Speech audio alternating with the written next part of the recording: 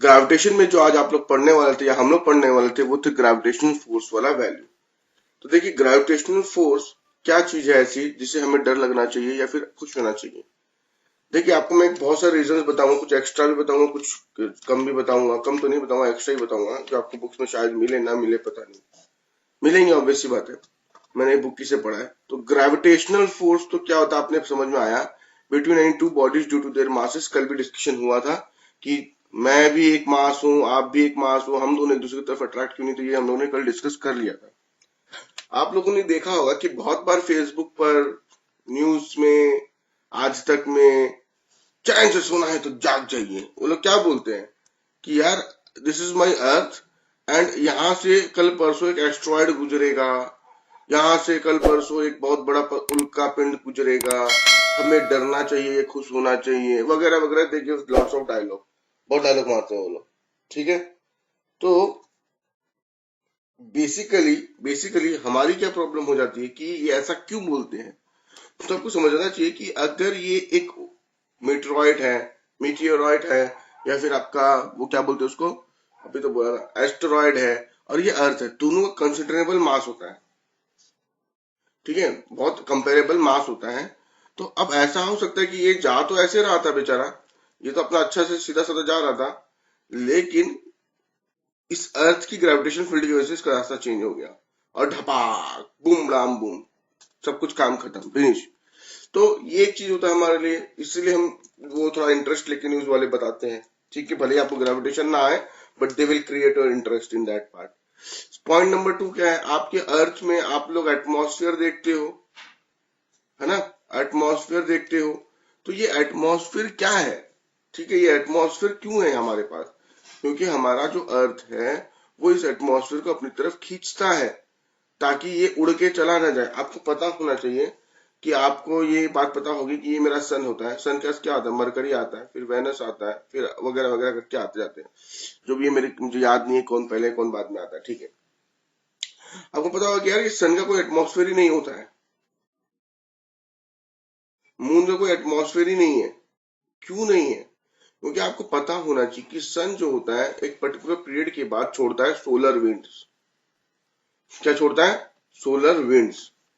Solar winds बहुत ही गर्म हवा होती है containing charged particles. We will talk about this in case if you read magnetism.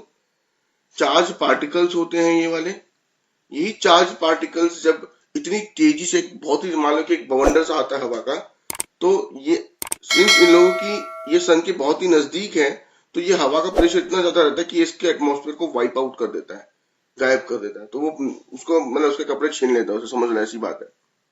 लेकिन हम जो अर्थ पे बैठे हैं we are considerably far away, तो वो सोलर विंड्स का जो इफेक्ट होता है हमारे पर कम आता है। प्लस हमारी जो ग्रेविटेशनल फील्ड है सोलर विंड एटमॉस्फेयर को पकड़ के रखती है, and because of this atmosphere only you me आज हम लोग अच्छे से पढ़ाई वढ़ाई कर रहे हैं, जिंदगी का मजा ले रहे हैं, ठीक है। तुम लोग डॉक्टर बनने का सोच रहे हो, अगर ये एटमॉस्फेयर नहीं होता तो यूवी रेज आ जाती और हमारी जिंदगी खराब कर देती, ठीक है। दूसरा पॉइंट ये भी है कि अगर आप जुपिटर की बात करो, अब आप बोलो जुपिटर को देखिए, तो मैंने जुपिटर देखो, सबसे पहली बात तो है कि बड़ी दूर है, उसकी ग्रेविटेशनल फोर्स तो भैया खतरनाक है, क्या बोलूं, मतलब एक एक्सेस लिमिट पार है। तो आप देखोगे इनके आसपास इतनी ज्यादा गैस होती है कि इसको हम लोग गैसियस प्लैनेट भी कहते हैं। अब मैंने एक स्टोरी पढ़ी थी, I don't know whether it is true और नॉट, नासा ने कुछ साल पहले ऐसा सुन बोला था, मैं श्योर नहीं हूँ, ठीक है, I am not taking any type of assurity कि सही है या गलत है। तो उन्होंने ये बोला था कि हम लोगों ने एक स्पेसशिप, मतलब हमने कोई एक वहां पे ओवर छोड़ा था, तो वो क्या हुआ कि वो यहाँ से घुसा और वो यहाँ से निकल गया, उनके अकॉर्डिंग, वो स्टोरी के अकॉर्डिंग, मतलब वो गैस से ट्रैवल होते होते तो यहाँ से निकल गया, ठीक है। अभी बात सच है या गलत है पता नहीं, लेकिन वो ये कहना चाहते थे कि it is mostly made up of gas, ठीक है। सिमिलरली सैटर्न की कहानी है, तो ये सब इसमें कहानी चलती है ग्रेविटेशन का, ये हमारे लिए बहुत ज्यादा इंपॉर्टेंस बढ़ जाता है ग्रेविटेशन का, ठीक है। फिर आपको पता होना चाहिए ग्रेविटेशन के बाद में, आपको देखो ये सब चीज मैं क्यों बता रहा हूँ आप लोगों को, लग रहा है कि सर ज्योग्राफी पढ़ाने लगे, ठीक है। आप देखो पेपर में कुछ भी आ सकता है कि ग्रेविटेशनल इफेक्ट की वजह से ऐसा ऐसा होता है कि ऐसा ऐसा नहीं होता है कि, तो हमें एक ब्रीफ आइडिया रहेगा, तो हम एग्जाम में कुछ भी नहीं छोड़ के आएंगे, ठीक है। मतलब ये एक बहुत आसान सा चैप्टर है, थोड़ा सा और भी अच्छी तरह से जानोगे तो अच्छी बात है, हम लोग ऐसे भी थोड़ा सा अच्छा टाइम पे चल रहे हैं, कोई दिक्कत वाली बात नहीं है। देखो अब क्या है, आप लोगों को पता होगा टाइड्स के बारे में, टाइड्स के बारे में कि हाई टाइड लो टाइड क्या होता है कि अगर ये मेरा अगर आप देखोगे कि दिस इज योर बीच, जहाँ पे गोवा वाला बीच है ये, और यहाँ पे समुद्र है, ठीक है। दिन के टाइम में ये नीचे होता है, लेकिन अगर आप रात के टाइम में जाओगे तो this water comes in this up to यहाँ, इसे हम कहते हैं हाई टाइड और इसे हम कहते हैं लो टाइड, ठीक है। एक बे ऑफ कैम्बे है, गल्फ ऑफ कैम्बे करके एक जगह है, वहां पे कहा जाता है, वो ये बात सच है, इसकी मैं श्योरिटी लेता हूँ कि ये बात सही है, वहां पे ऐसा बीच है, ऐसा करके बीच है, ठीक है, ऐसे करके है। वो बोला था कि अगर आप दिन में चलते हो यहाँ से और अगर 1 किलोमीटर तक यहाँ पहुंच गए तो आप वापस कभी नहीं आ पाओगे, क्योंकि जब तक आप यहाँ पहुंचोगे पानी सर के यहाँ पे आ जाएगा आपके, ठीक है। तो इसीलिए ये सब लो टाइड और हाई टाइड का कहानी है। ये सब क्यों होता है? Due to the gravitational field of the earth, sun and moon, ठीक है। Earth, sun and moon geography में बहुत डिटेल में पढ़ना पड़ता है, हमारे लिए इतना काफी है कि जो हाई टाइड लो टाइड होते हैं वो अर्थ, सन और मून की वजह से ही होता है। इतना अगर हम लोग जान लेते तो अब हमें ग्रेविटेशन का एप्लीकेशन कहीं भी पूछ ले, चाहे वो नीट के एग्जाम में या किसी और को एग्जाम दे रहे हो, तो अब आप नहीं हटकोगे, ठीक है। अगर नहीं भी पता होगा तो यू कैन रिलेट कि शायद ये इसकी वजह से ही होता होगा। तो ठीक है, हमने ये पढ़ लिया था और ये बात हमें पता है कि ग्रेविटेशनल फोर्स क्या करती है, हमें पता है, लेकिन हमें ये चीज पता होनी चाहिए कि what are the properties of the gravitational force. सबसे बड़ी बात क्या है कि this forces are equal in magnitude and opposite direction. कौन से दोस्त? इक्वल इन मैग्नीट्यूड है और अपोजिट इन डायरेक्शन है। तो आप बोल सकते हो this follows third law of NLM, third law of Newton laws of motion, ठीक है। दूसरी बात क्या है? ये independent of the nature of the medium है, ये independent of the nature of the medium है। अब आप सोच रहे हैं यार ये क्या मजाक चल रहा है, ये क्या होता है? तो इसका मतलब ये है कि आप मान लो ये अर्थ है, ये सन है, ठीक है। आज इनके बीच में क्या है? वैक्यूम है। आज इनके बीच में क्या है? वैक्यूम है। तो भी इस फोर्स की वैल्यू वही रहेगी। तो इसकी फोर्स मान लेते हैं एफ है, इन दोनों के बीच में जो फोर्स ऑफ ग्रेविटेशन है वो एफ है। मान लेते हैं आज से 10 साल बाद कुछ ऐसा होता है स्पेस के अंदर में कि इन दोनों के बीच में कुछ और गैसेस या फिर केरोसिन तेल आ जाता है। मान लीजिए क्या आता है? केरोसिन तेल, जो कभी होगा नहीं, पर मान लेते हैं आ गया केरोसिन तेल। तो अभी भी इन दोनों के बीच जो फोर्स ऑफ अट्रैक्शन रहेगी वो एफ ही रहेगी। मतलब इनके बीच में ये किसके अंदर में डाली हुई है? केरोसिन के बीच में हो या वैक्यूम के बीच में, से कोई फर्क नहीं पड़ता, ये independent of the nature of the medium है। थर्ड पॉइंट क्या है? ग्रेविटेशनल फोर्स जो होती है वो नेग्लिजिबल होती है in case of lighter bodies. ये कल ही मैंने एग्जांपल समझाया था कि मैं हूं, तुम हो, और ग्रेविटेशनल फोर्स नेग्लिजिबल है, ठीक है। मतलब हम दोनों के बीच में ग्रेविटेशनल फोर्स इसलिए नेग्लिजिबल होगी क्योंकि हमारा जो मासेस है वो बहुत ही कम है, ठीक है। अब बाकी हम लोग देख लेते हैं। देख भाई, ध्यान से देखना, ये क्या होता है? मैसिव बॉडीज होगी तो अप्रिशिएबल मतलब एक वैल्यू होगी, जैसे सन और अर्थ के बीच में we can calculate the gravitational force and we can feel that also, ठीक है। लेकिन सबसे बड़ी बात क्या है पता है? इतनी खतरनाक फोर्स है कि पूरे सोलर सिस्टम को बांध के रखा हुआ है। इतनी खतरनाक फोर्स है कि पूरे अर्थ के एटमॉस्फेयर को, मुझे, तुम्हें एक जमीन पे टिका कर रखा हुआ है। लेकिन this is the weakest force, this is the weakest force but has the longest range. कहने का मतलब क्या, आप बात समझो मेरी। ये मेरी जमीन है, यहाँ पे आप और मैं खड़े हुए हैं, ठीक है।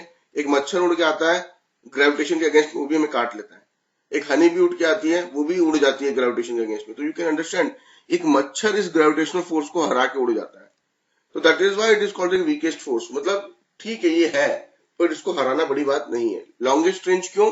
It exist with in earth and sun, Jupiter and sun, what is the range you can imagine, ठीक है। दूसरी बात क्या, ये कंजर्वेटिव फोर्स इन नेचर होती है। ये मैंने एक बार एक्सप्लेन किया था वर्क पावर एनर्जी में, और फिर से एक्सप्लेन करूंगा अगर इलेक्ट्रोस्टैटिक पढ़ाया तो। अगर फिर भी याद नहीं तो मैं बता देता हूं कि अगर मान लेते हैं ये पॉइंट ए है, ये पॉइंट बी है, मैंने एक फोर्स एफ लगाई और एक बॉक्स को यहां से लेके यहां तक लेके गया, और फिर उस बॉक्स को यहां से यहां तक लेके गया। तो ये फोर्स के वजह से अगर वर्क डन 0 हुआ around a closed loop, then the force is said to be conservative in nature. Conservative force कहते हैं उसे, ठीक है। ये कम्युनिकेटेड थ्रू ग्रेविटॉन्स, हमारे उतना खास इंपॉर्टेंट नहीं है, ही नहीं इंपॉर्टेंट। दूसरी बात, ये मास डिपेंडेंट है, चार्ज इंडिपेंडेंट नहीं है। ये क्वेश्चन मैंने कहीं देखा था, मुझे याद नहीं आ रहा एग्जैक्टली कहां देखा था, बट वहां पे स्टूडेंट्स ने कुछ मिस्टेक की हुई थी, ठीक है। अब देखो यहाँ पे क्या बोला कि force equals to G m1 m2 upon r square होता है। तो it depends upon the mass of the bodies, but in bodies के पास क्या चार्ज है उससे कोई मतलब नहीं है। कोई मतलब नहीं है। बताओ इसका आंसर। चलो ठीक है, 1 का ए है, जरा टाइम वेस्ट नहीं करेंगे, बकवास बकवास क्वेश्चन है सब। चलो इसका आंसर बताओ, इसलिए फिर मुझे पीपीटी थोड़ी छेड़नी पड़ेगी। चलो कोई बात नहीं, छेड़ते हैं। चलो ठीक है, वाला बताओ, हो गया। अब देखो universal law of gravitation, universal law of gravitation, दोस्तों समझो इस बात को। ये हमने बचपन से इतना पढ़ लिया है कि मुझे लगता है कि अगर मैं नींद में भी आपके पानी डाल के पूछूंगा कि what is law of gravitation, तो पटर पटर पटर पटर करके आंसर बोल दोगे। ठीक है, अब देखो ये जो गौर से देखो, ये जो हेयर स्टाइल वाला खतरनाक वाला आदमी दिखाई दे रहा है ना, ये है हमारा न्यूटन। कितना, तो इसने क्या बोला कि moon is revolving around the earth in circular orbit of radius rm। हमने बोला ठीक है कि ये जो मून है, ये मेरी अर्थ है, ये मून है, ये अर्थ के गोल चक्कर काट रहा है, और ये जो रेडियस है वो है rm। ध्यान में दो, इसने क्या बोला, सर्कुलर ऑर्बिट। केपलर ने क्या बोला, इलिप्टिकल ऑर्बिट। लेकिन इसने किसके बारे में बोला था, प्लैनेट्स के बारे में बोला था। ये किसके बारे में बोल रहा है, नेचुरल सैटेलाइट के बारे में बात कर रहा है। तो ये सब डिफरेंस आपको थोड़ा ध्यान रखना होगा, ठीक है। तो उसने बोला कि ये जो मून है, जब ये घूम गोल गोल घूम रहा है, तो उसके ऊपर एक सेंट्रीपिटल एक्सेलरेशन लगता है ड्यू टू अर्थ ग्रेविटी। हमने बोला ठीक है, लगता है तो क्या करें। तो उसने बोला कि सेंट्रीपिटल एक्सेलरेशन का फॉर्मूला क्या होता है, तो हमने बोला am=v²/rm होता है, तो हमें बच्चे बच्चे को पता है। तो उसने बोला v का फॉर्मूला क्या होगा, तो हमने बोला v का फॉर्मूला था डिस्टेंस अपॉन टाइम। हमने बोला डिस्टेंस क्या होगी, तो उसने हमने बोला कि यार 2πrm हो गई ना भाई, 2πr circumference of the circle, इतना भी नहीं पता तुम्हें। तो हमने बोला ठीक है 2πrm हो जाएगी, और यहाँ पे t आ जाएगी, और यहाँ पे v स्क्वायर है तो ये भी स्क्वायर हो जाएगा, इनके ये भी स्क्वायर हो जाएगा। तो देखो v²/rm ये वाला आ गया। पूरी कहानी को सॉल्व करेंगे तो हमें पता चलेगा एक्सेलरेशन जो है वो है 4π²rm/t²। ठीक है, अबे v क्या है, v is the orbital speed of moon, time period वगैरह वगैरह। ठीक है, ये सब हम लोग आगे जाके और अच्छे से पढ़ेंगे, मतलब इसी चैप्टर में पढ़ेंगे। लेकिन इसमें मैंने कुछ पहले से कर रखा है। क्या, v क्या है, orbital speed of the moon, मतलब मून जो है अपनी ऑर्बिट में कितनी स्पीड से घूम रहा है। t is the time period of the moon, that is 27.3 days, 27.3 days। और ये जो rm है वो radius of the moon orbit है, जिसे हम कहते हैं 3.84 इंटू 10⁸ मीटर। आपने क्या किया, सभी के सभी को यहाँ पे पुट कर दिया, am को, एक्सेलरेशन को पुट किया, और आपको मिला 1.63 मीटर पर सेकेंड स्क्वायर। ठीक है, 1.63 मीटर पर सेकेंड स्क्वायर। और आप अगर यहाँ पे ध्यान से देखोगे तो अर्थ का कितना है भैया जी, अर्थ का जो है वो 9.8 मीटर पर सेकंड स्क्वायर है, और ये कितना है भैया, ये है तुम्हारा 1.63 मीटर पर सेकंड स्क्वायर। तो आपको ये बात, इससे क्या फायदा हुआ, ये जाने क्या मिला मुझे जान के ये मिला कि मून की जो ग्रेविटेशनल वो होती है, मून की जो ग्रेविटेशनल ग्रेविटी होती है, यानी कि जी होती है, वो अर्थ से बहुत ही कम है। अगर आप इसको 9.8 से 6 से डिवाइड करोगे तो एग्जैक्टली विल गेट 1.633333। तो इसी रिलेशन से हमें ये पता चलता है कि अर्थ की जो ग्रेविटेशन है वो है, सॉरी मून की जो ग्रेविटी है, एक्सेलरेशन ड्यू टू ग्रेविटी है, वो अर्थ की 1/6 है। इस रिलेशन से हमें ये चीज पता चला। ठीक है, 1.63 अगर आपको याद आ जाए तो बहुत अच्छी बात है, बहुत अच्छी चीज है ये चीज। दूसरी बात हमें ये भी पता चला कि यार एक बात सोचो, आप अर्थ पे बैठे हो तो 9.8 है, आप दूर गए दूर गए दूर गए दूर गए दूर गए दूर गए और मून पे जाके पहुंचे तो ये 1.63 हो गया। यानी कि जो फोर्स ऑफ अर्थ ग्रेविटी है वो डिक्रीज कर रही है विद डिस्टेंस फ्रॉम दी अर्थ। ठीक है,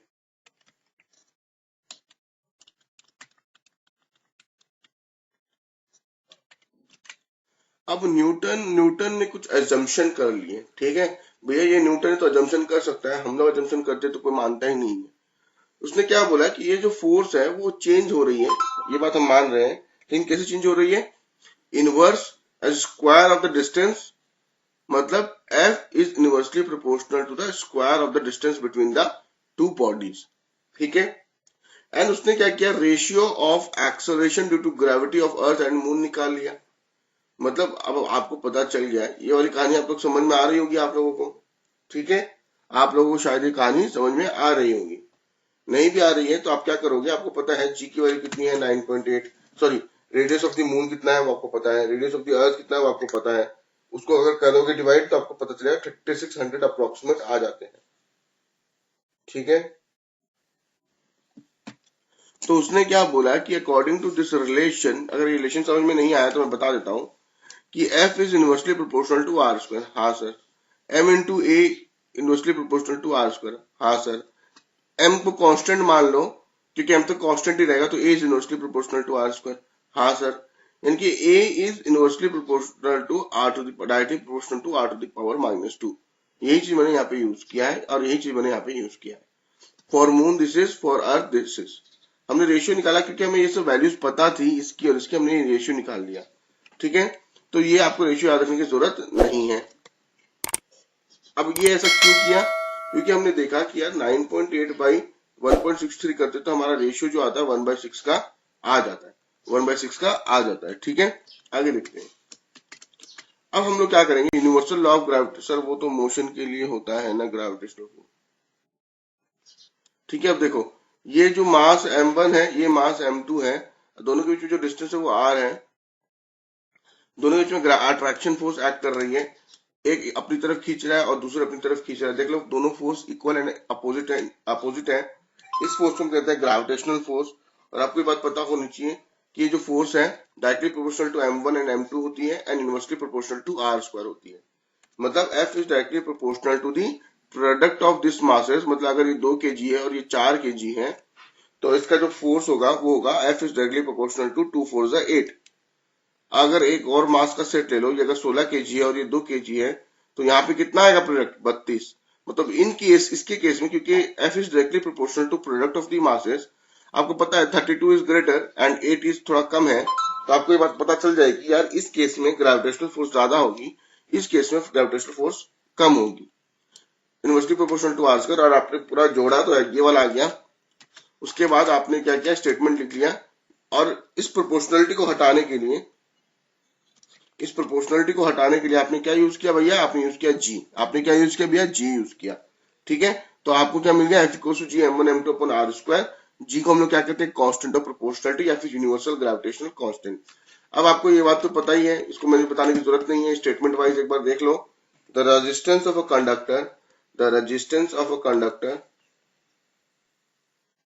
at 20 degree Celsius, at 20 degree Celsius is 3.15 ohm,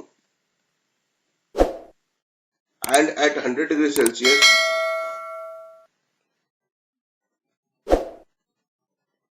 it is 3.75 ohm. Determine the temperature of coefficient, the resistance of the conductor at 0 degree will be. आपको R0 भी पता करना है, आपको R0 भी पता करना है। ठीक है,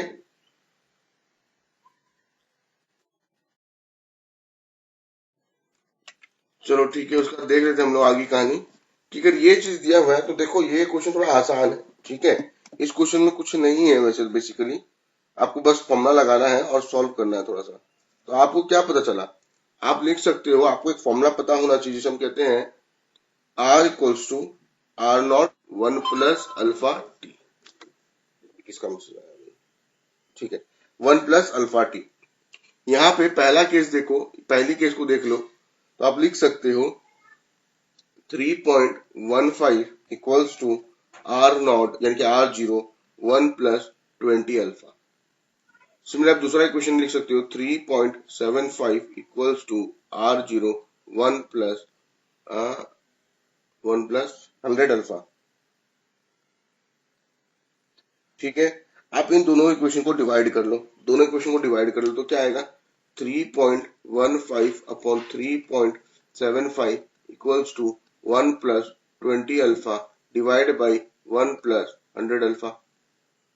ठीक है, अब आप देखो ये कटेगा तो ये 100 100 काट दो, और 5 6 30 एंड 5 3 15, 5 7 35, 5 5 25, 63 और 70 तो कटेगा क्या?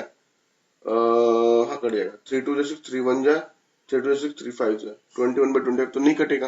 अब क्रॉस मल्टीप्लाई कर लेते तो हमारा आएगा 21 plus 2100 alpha equals to 25 plus 20 5500 alpha.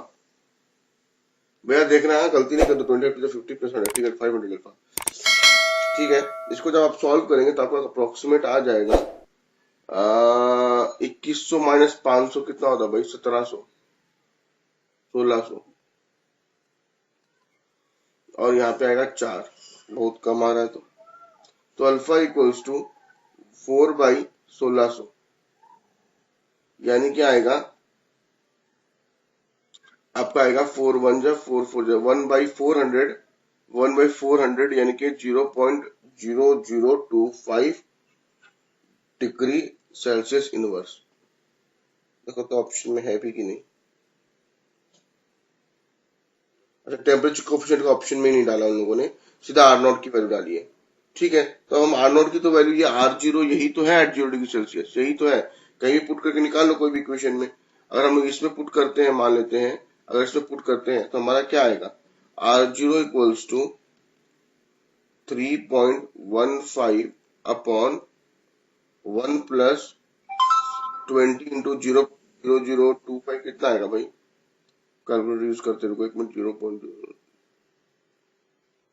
शायद 0.05 आएगा। ठीक है, यानी कि यहाँ पे आया आपका 3.15 अपॉन 1.05। ठीक है, अब 1.05 3 बार में कितना आता भाई, 3 5 15 1। तो देखो ये कट जाएगा 3 बार में, क्या 3 ऑप्शन में है क्या, तो इसका ऑप्शन बी ये होगा आंसर।